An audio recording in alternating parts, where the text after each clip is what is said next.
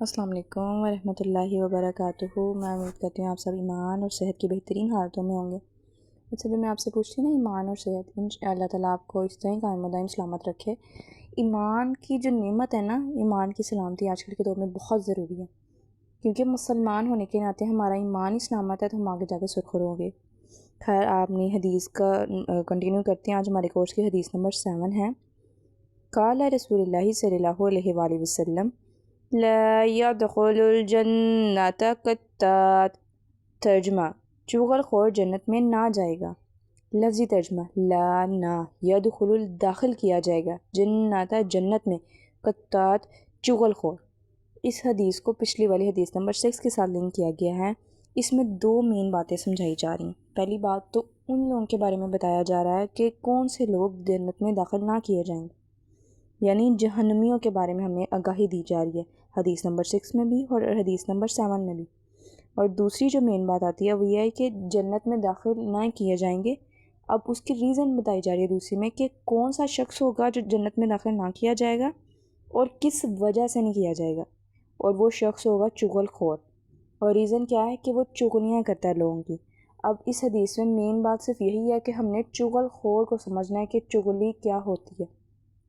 چغلی سے مراد وہ ایسی بات جو آپ کسی شخص کی بات ہے جو آپ اس کی پیٹھ پیچھے کرتے ہیں اور وہ چیز اس کے اندر موجود نہیں ہوتی ہے، اسے چغلی کہا جاتا ہے۔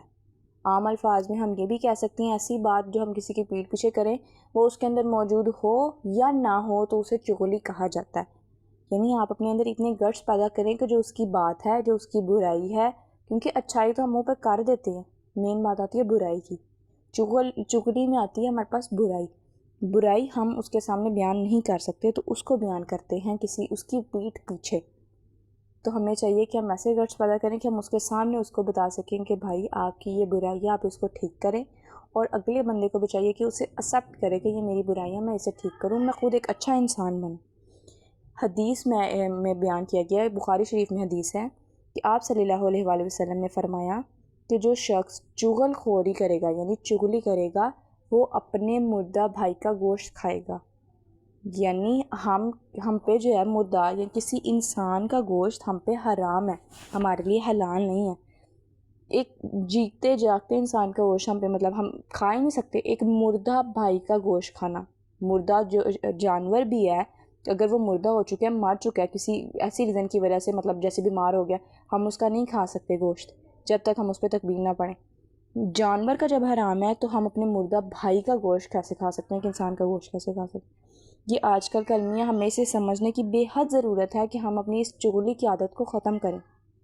ہماری جتنی بھی معاشرے میں برائیاں ہیں نا، جو معاشرتی برائیاں یعنی جھوٹ ہو گیا، چوری اور غیبت، حسد، کینہ، یہ ہماری ساری معاشرتی برائیاں ہیں۔ ان سب کی، یہ چغلی بھی اسی میں آتا ہے، ان سب کی جو مین جڑ، مین روٹ ہے نا، وہ کیا ہے؟ ہمارا جھوٹ۔ اگر ہم جھوٹ کو ختم کریں گے یہ ساری چیزیں ختم ہوں گی۔ اگر ہمارے اندر اتنے گٹس ہوں گے، ہم جھوٹ نہیں بولیں گے نا، جھوٹ نہیں بولیں گے تو ہمارے اندر یہ ساری چیزیں ہیں نا کہ ہم اس کو ختم کریں گے کہ کیسے ہم اگلے کی برائی اس کے منہ پہ بیان کر سکتے ہیں، اسے بتا سکتی ہیں کہ نہیں آپ کے اندر یہ چیز غلط ہے، آپ اس کو ٹھیک کریں، اور اگلا بندہ بھی اس کو نیگیٹو سینس میں نہ لے، اسے اچھے طریقے سے صحیح کرے۔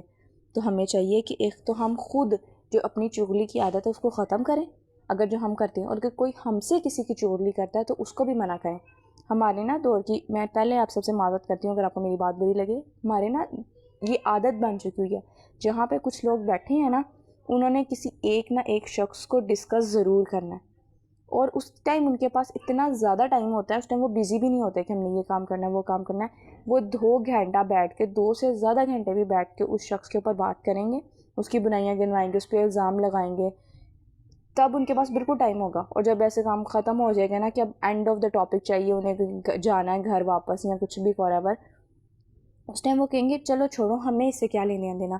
یہ بات آپ کو بات شروع کرتے وقت 2 گھنٹے پہلے نہیں یاد آئی تھی کہ ہم نے اس بات سے کیا لینا ہے؟